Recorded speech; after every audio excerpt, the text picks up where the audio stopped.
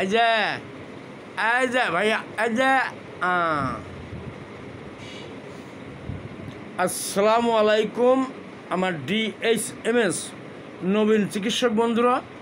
এই যে আমার এই পাশের চেয়ারে একটা শিশুকে নিয়ে তার মা বসে আছে। তোমরা লক্ষ্য করো যে শিশুটির মুখে অর্থাৎ তার বুড়ো আঙুল কিন্তু চড়ছে আর কি। এবং প্রথম আমি তাকে দেখি 31/3/24, তার মানে ধরতে গেলে 25-26 দিন আগে আমি তাকে দেখেছি আর কি। তাতে করে সেদিনও কিন্তু তার ওই মুখের ভিতরে ওই বুড়ো আঙুলটা দেওয়াই ছিল এবং সারাক্ষণ ও বুড়ো আঙুল মুখের ভিতরে দিয়ে রাখে, তাই তো? আচ্ছা, যাক, এটা কিন্তু একটা বিশেষ ওষুধের লক্ষণ। আচ্ছা, সেটা হলো তোমাদেরকে আমি বলেই নি আর কি। এটা দেখলেই কিন্তু আমরা আমি যে কথা বলে থাকি জিগে গাছ তথ্য, অর্থাৎ আগেকার আমিনগঞ্জ যখন জমি জমা মাপতে আসতেন তারা একটা জিগে গাছ খুঁজতেন। আর কিন্তু পিলার টিলার কিছু ছিল না, একটা জিগে গাছ প্রাচীনকাল লোকরা জিগে গাছ লাগাই রাখতেন। ওই জিগে গাছটা পেলেই কিন্তু আমিনরা যার যে জমি বুঝাই দিয়ে মাপজোক করে তারা চলে যেতেন আর কি। আমাদের কিন্তু এরকম একটা জিগে গাছ পেতে হয়, অর্থাৎ লক্ষণের একটা সূত্র। অর্থাৎ কোনো বাচ্চাকে আমরা যদি দেখি, তোমরা লক্ষ্য করো যে বাচ্চাটা ফেয়ার ফেট অ্যান্ড ফ্লেভি, একটু থলথলে ফর্সা, এবং সে তার মুখে আঙুল দিয়ে রেখেছে, এবং তারপরে যে কী সমস্যা নিয়ে সেটা পরে বলছে আর কি। তবে এর সূত্র ধরে কিন্তু আমরা এগোতে পারি যে আমাদের মনের ভিতর কিন্তু উদয় হবে ক্যালকেরিয়া কার্ভ ওষুধটি, এবং এই ক্যালকেরিয়া কার্ভ কিন্তু শিশুদের ক্ষেত্রে সর্বাধিক ব্যবহৃত হয়ে থাকে।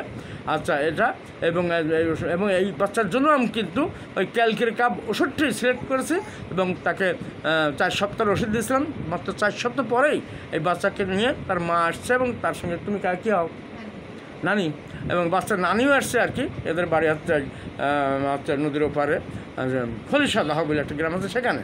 যাক বন্ধুরা, আমি অত নাম ঠিকানা ডিটেলস বলবো না, আমি শুধু তোমাদের শিক্ষার জন্য যেটুকু প্রয়োজন সেটুকু বলবো আর কি। এই যাক আর কি, এই বাচ্চাটার যে সমস্যা নিয়ে আসছিল এটাকে আমি লিখে রেখেছি 14 মাস বয়স।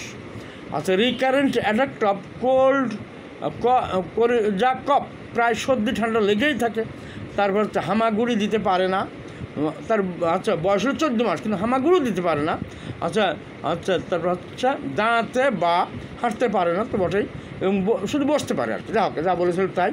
2-1টি শব্দ যেমন মা, দাদা বলতে পারে। আচ্ছা, তার ওয়েটটা কিন্তু কম, আচ্ছা 8.5 কেজি, বাঞ্ছিত ওজন 10.5 কেজি বা 10.4 কেজি। তার প্রফুস পার্সপিরেশন, আমি জিজ্ঞেস করি ঘাম কেমন হয়, যেহেতু দৃষ্টিটা ওইদিকে আছে প্রচুর পার্সপিরেশন আর ঘামে। এই যে ক্রমাগত বুড়া আঙুল চষে, তার মা যা বলেছিল। যাক, এই বাচ্চাটার দিকে বাচ্চারা তো অত আর তার খাদ্যে কি আগ্রহ অনাগ্রহ এগুলো তাদের বলা যায় না, যে করা যায় না। এমনকি শীতকাল তো গরম কথারও কিন্তু বাচ্চাদের ক্ষেত্রে অতটা পাওয়া যায় না আর কি। যাক, ক্যালকেরিয়া ওষুধটা যখন নজর যায় তখন আমরা যেগুলো জিজ্ঞেস করে থাকি বাচ্চাদের একটু ভীরু প্রকৃতির, দেখো ভীরু প্রকৃতির উপরে 2টো টিক দিয়েছে আর কি। অর্থাৎ ও কিন্তু জড়িয়ে ধরে বা কোনো ইয়েতে যেতে হলে বা অন্ধকার হয়ে গেলে ওর মাকে জড়িয়ে ধরে, ভীরু বোঝা যায় একটু ভীরু টাইপের আর কি।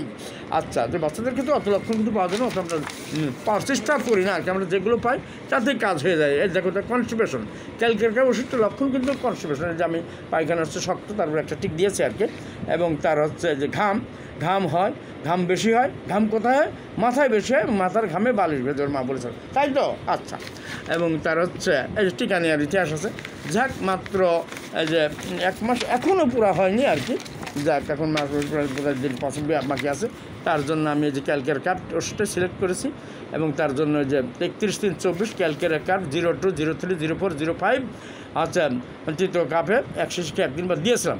যাক, ওর মার মুখ থেকে শুনি যে একবারে তো আর আমরা গাছের মাথায় উঠতে পারবো না, তবু কোনো না কোনো দিক উন্নত হয়েছে কিনা আমি জিজ্ঞেস করে ওর মা কী বললো, পুনরায় বলো তো দেখি ওর কি কিছু একটু উন্নত কী বোধ করেছো আর কি। বলো, এই মাসে কী হয়েছে ওর? কি এই মাসে কোনো ঠান্ডা কিছু লাগেনি? মানে আগে যে 1 দিন 2 দিন পরে ঠান্ডা লাগতো, ওষুধ খাওয়া লাগতো, এবার লাগেনি।